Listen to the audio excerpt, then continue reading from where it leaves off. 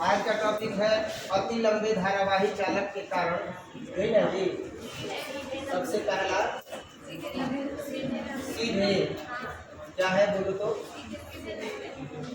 सीधे लंबे, बात तो वही हुआ। सीधे लंबे धारावाही चालक के कारण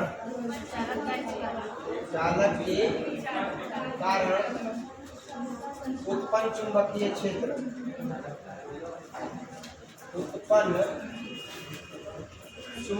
क्षेत्र, यही ना कि टॉपिक देखा जाए।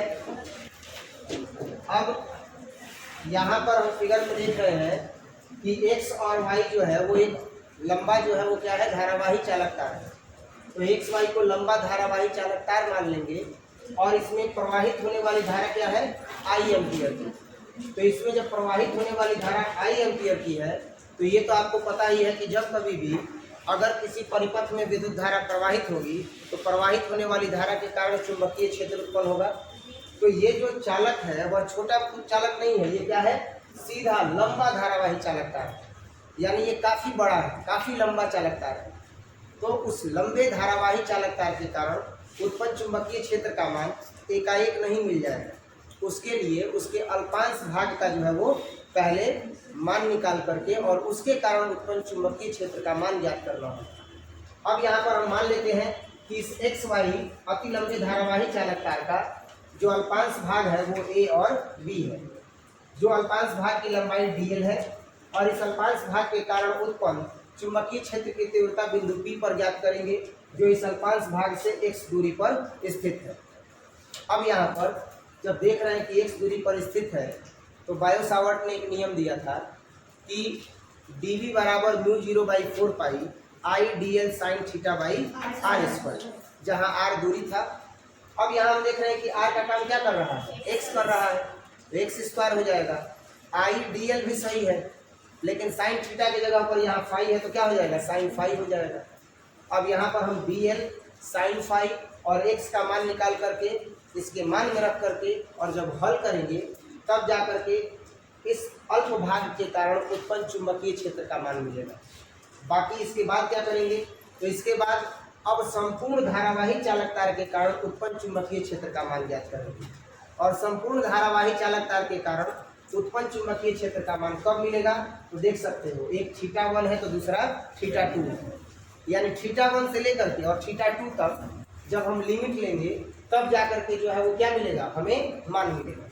संपूर्ण धारावाही चालक तार के कारण उत्पन्न चुंबकीय क्षेत्र का मान लिमिट क्या लेंगे, θ1 से θ2 लेंगे। अब यहाँ पर हम देखते हैं कि सीधे लंबे धारावाही चालक तार के कारण उत्पन्न चुंबकीय क्षेत्र का मान क्या होगा। तो सबसे पहले हम यहाँ पर फिगर का डिस्क्रिप्शन लिखेंगे। फिगर के डिस्क्रिप्शन में क्या नोट करेंगे, ध्यान दीजिएगा। सबसे पहले माना कि एक्स वाई क्या है, माना कि एक्स वाई एक सीधा धारावाही क्या है, चालक तार है। एक सीधा धारावाही चालक तार है जिसमें कितने एम्पियर की विद्युत धारा प्रवाहित हो रही है, जिसमें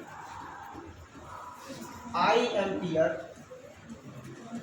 की विद्युत धारा प्रवाहित हो रही है। ये विद्युत धारा प्रवाहित हो रही है, क्लियर है। जिसमें कितने एम्पियर की विद्युत धारा प्रवाहित हो रही है, I एम्पियर की विद्युत धारा प्रवाहित हो रही है। और इस धारा प्रवाह के कारण उत्पन्न चुंबकीय क्षेत्र का मान कहाँ ज्ञात करना है, बिंदु P पर। तो लिखेंगे कि इस धारा प्रवाह के कारण, इस धारा प्रवाह के कारण उत्पन्न चुंबकीय क्षेत्र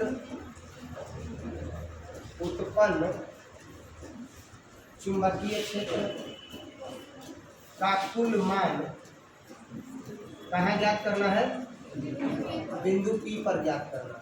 कुल मान बिंदु P पर ज्ञात करना है, क्लियर है ना। अब ये स्पष्ट हो गया कि ये जो धारा प्रवाहित हो रही है अति लंबे इस धारावाही चालक तार एक्स वाई में, उसके कारण उत्पन्न चुंबकीय क्षेत्र का मान बिंदु P पर ज्ञात करना है, जो बिंदु O से कितनी दूरी पर स्थित है, r दूरी पर। जो बिंदु O से r दूरी पर स्थित है, r दूरी पर क्या है, स्थित है। अब ध्यान देना, लेकिन क्या इस संपूर्ण धारावाही चालक तार एक्स वाई के कारण उत्पन्न चुंबकीय क्षेत्र का मान एक ही बार निकाल लेंगे? उसके अल्पांश भाग के कारण निकालेंगे, और तब अल्पांश भाग के बाद किसके कारण निकालेंगे, संपूर्ण चालक। तो अब हम लिखेंगे कि धारावाही चालक या माना कि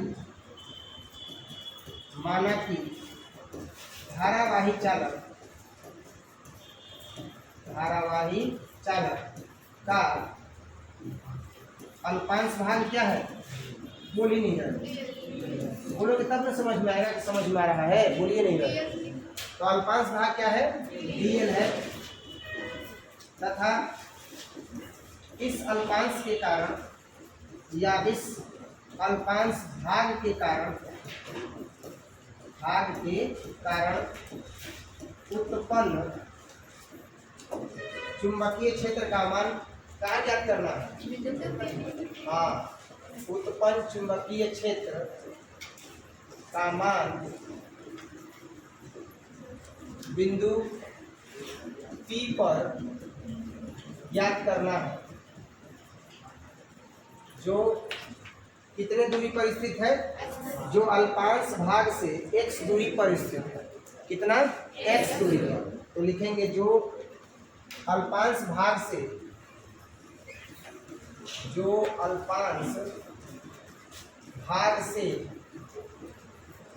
x दूरी पर स्थित है।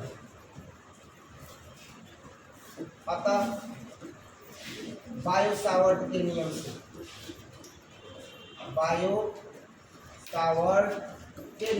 ये वैज्ञानिक कहाँ के थे जी, फ्रांस के ना।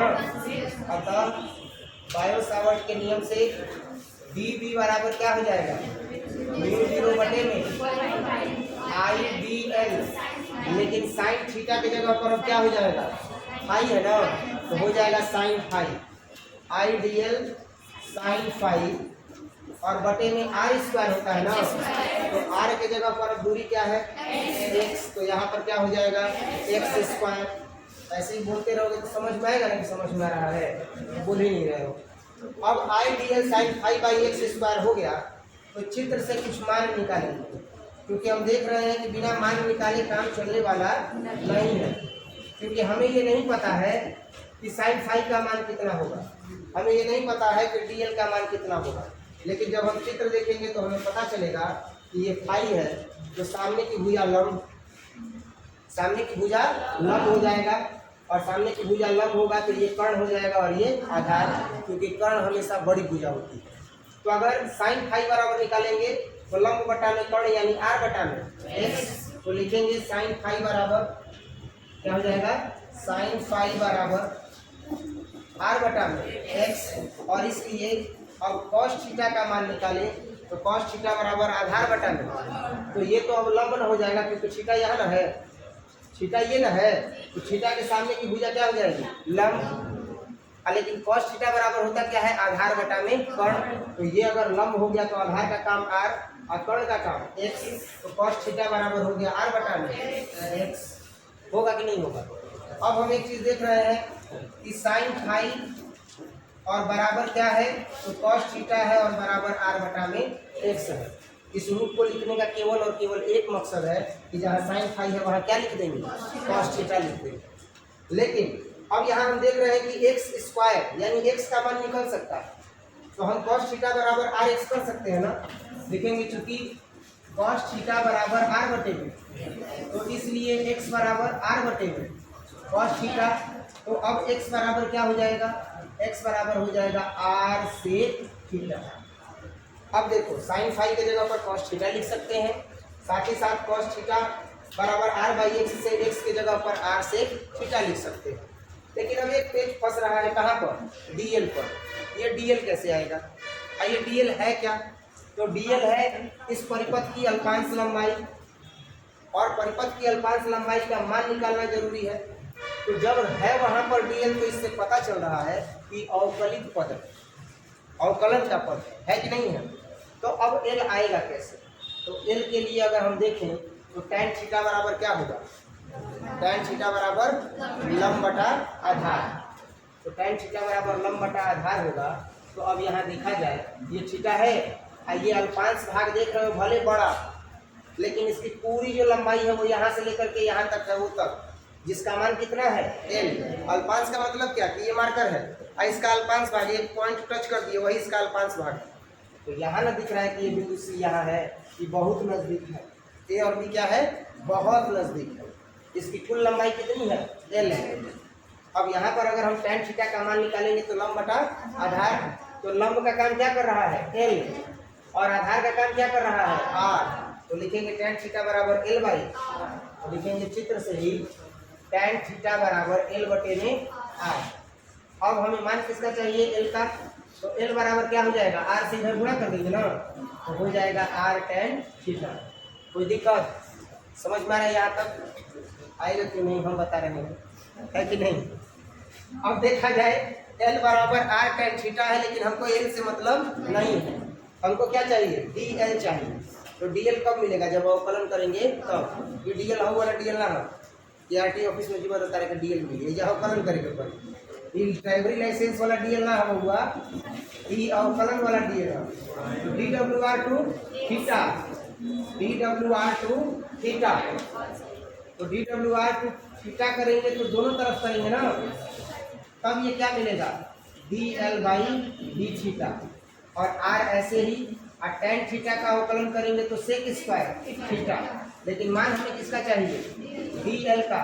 तो r सेक स्क्वायर थीटा और इनटू क्या हो जाएगा? d थीटा हो जाएगा। सारा मान मिल गया, dl का भी मान मिल गया, x का भी मान मिल गया, साइन फाई कॉस फाई के बराबर हो गया। सारा का सारा मान कहाँ रख देंगे? समीकरण 1 में, क्योंकि समीकरण 1 में ही मानों की जरूरत है। समीकरण 1 जो है हमने माना था यहाँ पर μ0/4 pi i dx sin phi by x square. तो ये सारा का सारा मान यहाँ रख देंगे तो क्या होगा? देखते हैं, लिखते हैं समीकरण 1 से। कहाँ से? समीकरण 1 से, समीकरण 1 से। तो समीकरण 1 से क्या हो जाएगा? ध्यान दें, समीकरण 1 से हो जाएगा db बराबर μ0 और बटे में 4 पाई i dl, तो dl के जगह पर r sec square d theta, r sec square theta और d थीटा। तो r सेक स्क्वायर थीटा और क्या हो गया? तो i dl, साइन थीटा के जगह पर cos थीटा, तो साइन फाई था ना, तो साइन फाई का मान किसके बराबर आ गया? cos थीटा के बराबर आ गया। अब उसके बाद है x, तो x का मान कितना है? r सेक थीटा, x का स्क्वायर है ना, तो बटा में क्या हो जाएगा? r सेक थीटा का स्क्वायर। अब हल कर रहे हैं, तो dv का मान कितना है? μ0 और बटे में 4 पाई, i ऐसे ही रहेगा, r sec square theta d theta ऐसे ही रहेगा, cos थीटा ऐसे ही रहेगा।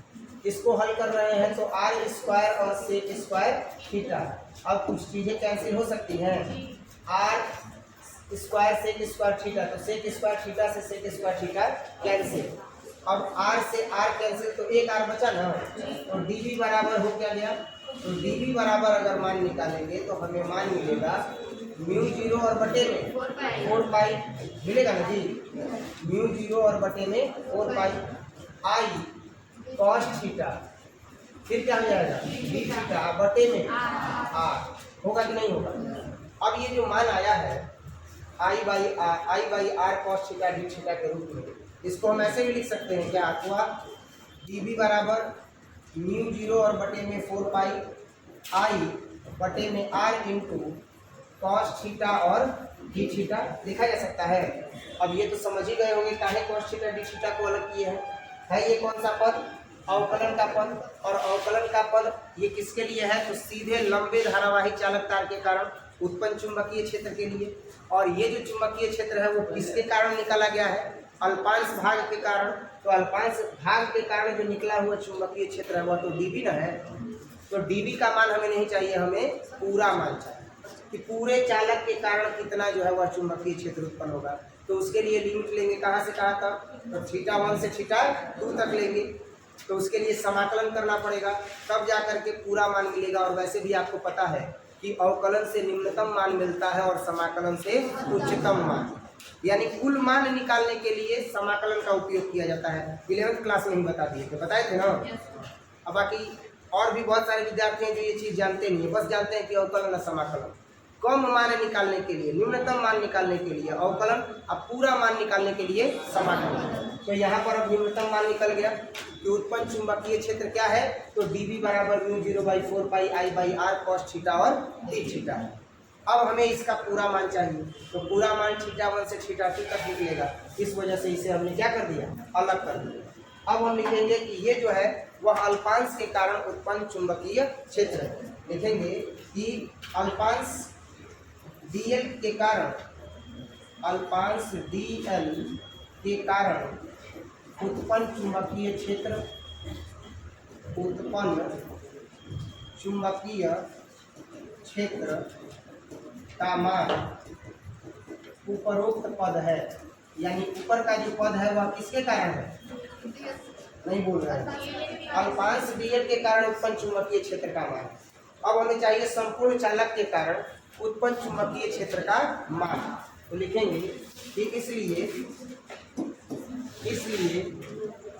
संपूर्ण चालक, तो संपूर्ण सीधा लंबा है ना जी, सीधे लंबे धारावाही चालक, यही ना है, धारावाही चालक के कारण, धारावाही चालक के कारण उत्पन्न चुंबकीय क्षेत्र, उत्पन्न कुल चुंबकीय क्षेत्र। तो ये जो उत्पन्न कुल चुंबकीय क्षेत्र है कहाँ से कहाँ तक मिलेगा, थीटा 1 से थीटा 2 तक। तो कुल चुंबकीय क्षेत्र के लिए समाकलन न करेंगे, तो समाकलन का पद इसी का न होगा। तो μ0 और बटे में कितना आ गया 4 पाई, और I बटे में r हो गया, अब cos थीटा और कितना आ गया d थीटा, और इसका हम क्या कर दिए समाकलन। कोई दिक्कत। अब जब हम इसका समाकलन कर दिए तो मान कहाँ से कहाँ तक लेंगे, तो थीटा 1 से लेकर के और थीटा 2 तक मान लेंगे। कोई दिक्कत। थीटा 1 से कहाँ तक लेंगे, थीटा 2 तक। तो ये हो गया थीटा 1 से थीटा 2। अब कुछ गलती दिख रहा है क्या, क्या गलती दिख रहा है बताओ, खड़े हो जाओ, जल्दी खड़े हो जाओ और बताओ कहाँ से कहाँ तक मान लिया जाएगा, बताओ। नहीं पता, अभी इसी पर तो चर्चा हो रहा था कि मान जो लिया जाएगा वो कहाँ से कहाँ तक लिया जाएगा, तो थीटा 1 से थीटा 2 तक। लेकिन ध्यान देना कि थीटा 2 जो है वह ऊपर है और थीटा 1 है नीचे। यहीं पर एक फिगर बना देते हैं, ये याद है चतुर्थांश, चतुर्थांश में x और x डैश y और y डैश, ऊपर की तरफ प्लस और नीचे की तरफ होता है कि नहीं होता है। तो अब यहाँ पर क्या लेंगे, थीटा 1 को लेंगे माइनस और थीटा 2 को लेंगे प्लस। तो यहाँ पर थीटा 1 हो गया माइनस और थीटा 2 हो गया प्लस। समझ में आया कि नहीं आया। चतुर्थांश के हिसाब से चलेंगे तो थीटा 1 होगा माइनस और थीटा 2 होगा प्लस। बैठ जाओ। अब देखो dB बराबर कितना आ गया, माइनस थीटा 1 से थीटा 2 है कि नहीं है। क्या समाकलन μ0/4 पाई I/r का करेंगे कि केवल उसका करेंगे, cos थीटा d थीटा, केवल cos थीटा और d थीटा का करेंगे। तो dB बराबर क्या हो जाएगा b, और ये माइनस थीटा 1 से क्या है थीटा 2 है। तो μ0/4 पाई और I बटे में r, और ये हो जाएगा माइनस थीटा 1 से थीटा 2 और cos थीटा और d थीटा। टॉपिक बड़ा है मानते हैं, पीछे कुछ लोग जो है एकदम मुरझा गए, अभी मैसेज आवाज तो एकदम टाट गए। समझ में आया है, सही बता रहे हैं। अभी अगर मैसेज आ जाए तो नींद गई तेल ले दे, तुरंत रिप्लाई दिया है और सर जी पकड़ ली, सर बस रिप्लाई दिए, बात नहीं किए, बस रिप्लाई एकदम नरुआ के बढ़ जाए। तो वाह भाई वाह, थोड़ा एनर्जेटिक रहो, बड़ा टॉपिक है लेकिन समझो, इसीलिए तो इसको पॉइंट टू पॉइंट डिस्क्राइब कर रहे हैं। देखो क्या किए हैं, फिगर का एक्सप्लेनेशन येलो कलर से, इससे पता चलता है कि ये पहला पार्ट है इस टॉपिक का कि एक्सप्लेनेशन किससे होगा, येलो से। अब जो मेन है जिस पर डिपेंड करता है कैलकुलेशन, ये तो मेन तक आ गया ना यहाँ पर। अब इसका मान निकालने के लिए कैलकुलेशन व्हाइट कलर से, ये दूसरा स्टेप है। और तीसरा स्टेप क्या है, अब देखो यहाँ तक आया, ये अभी कैलकुलेशन मान रख दिए। अब यहाँ से ग्रीन सिग्नल मिला है किस चीज का, तो अब टॉपिक का अंतिम टर्म चल रहा है, तो इसीलिए क्या सिग्नल है, ग्रीन है ये। अब गाड़ी रुकने वाली नहीं, अब सीधा ये जाएगी गंतव्य तक। आखिर इस स्मार्ट बोर्ड में ये कलर दिया है तो क्यों दिया है, इसी सब संकेत को बताने के लिए, समझ में आ रहा है ना। तो अब ग्रीन जब उठ गया है तो अब सीधा अपने गंतव्य तक जाएगा, फाइनल जो इसका रिजल्ट है मिल जाएगा। तो जब फाइनल तक पहुंच गए तो एकदम एनर्जेटिक रहो, लड़वाई देखा जाए। अब क्या हो जाएगा, बीबी का किए तो बी आ गया, बी रहेगा, और म्यू 0 और बटे में 4 पाई, आई बाई क्या है, आर है। अब देखना कॉस थीटा का अगर करेंगे समाकलन तो क्या होगा, कॉस थीटा का साइन थीटा, कॉस थीटा का हो गया साइन थीटा। लिमिट कहाँ से कहाँ तक, माइनस थीटा 1 से थीटा 2 तक। अब देखना b बराबर म्यू 0 और बटे में और आई बटे में आर, और साइन थीटा 2 है तो ये हो जाएगा साइन थीटा 2 और माइनस साइन थीटा 1, लेकिन थीटा 1 के जगह पर, थीटा 1 के जगह पर माइनस थीटा 1 होगा कि नहीं होगा। अब बताओ साइन माइनस थीटा बराबर क्या होता है, minus sine theta. 11th class में बताए हैं साइन माइनस थीटा बराबर माइनस साइन थीटा, पीछा नहीं छूटने वाला 11th क्लास के फॉर्मूला से। b बराबर हो गया म्यू 0 और बटे में 4 पाई और आई बटे में आर। अब ध्यान देना साइन थीटा 2 है और माइनस माइनस क्या हो जाएगा, तो ये हो जाएगा साइन थीटा 2 और प्लस साइन थीटा 1। और एक चीज ध्यान देना, साइन थीटा 2 और थीटा 1 को लिख दिए, लेकिन यह है क्या टॉपिक का नाम, तो टॉपिक का नाम है सीधे लंबे धारावाही चालक। तो सीधा जब लंबा धारावाही चालक तार होगा तो कोण कितना बनेगा, 90 डिग्री। कितना का बनेगा, 90 डिग्री। रटना नहीं है, समझना है। तो कितना बनेगा, 90 डिग्री। 90 डिग्री मतलब अब लिख देंगे कि यदि थीटा 1 बराबर थीटा 2 बराबर कितना हो, पाई बाई 2 हो। अब ये तो किताब में दिया है कि थीटा 1 बराबर थीटा 2 बराबर पाई बाई 2 हो। आपको समझ में आ गया, क्यों आ गया ये 90 डिग्री, क्योंकि जो चालक तार है, चालक तार क्या है, सीधा लंबा है कि नहीं, सीधा एवं लंबा है। इस वजह से ये जो 90 डिग्री लिया गया वह दोनों कोणों का मान लिया गया।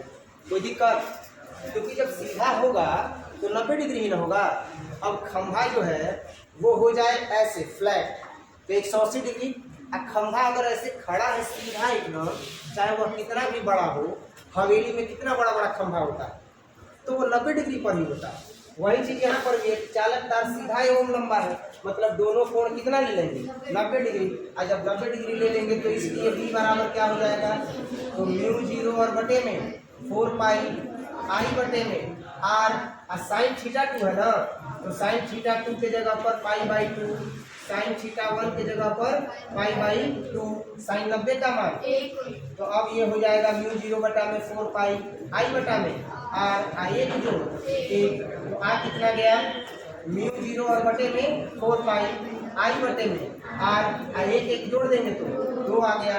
2 से गुणा न करेंगे जी, 2 से गुणा करेंगे तो इस स्थिति में फाइनल बी क्या मिलेगा, तो फाइनल बी जो है वो मिलेगा म्यू 0 बटे में 4 पाई आई या बटे में आर है, 2 से गुणा कर देंगे तो 2 आई या बटे में कैपिटल आई करेंगे या स्मॉल आई करेंगे, बाद में लिख देंगे कि आई जो है वो विद्युत धारा है कि नहीं। अब यही व्यंजक जो है वो अति लंबे धारावाही चालक तार के कारण उत्पन्न चुंबकीय क्षेत्र के मान के परिमाण की व्याख्या करता है। लिखेंगे कि उपरोक्त व्यंजक क्या करता है, तो उपरोक्त व्यंजक सीधे, सीधे के साथ साथ क्या है, सीधे लंबे धारावाही है ना, धारा का प्रवाह हो रहा है, धारावाही चालक के कारण उत्पन्न चुंबकीय क्षेत्र,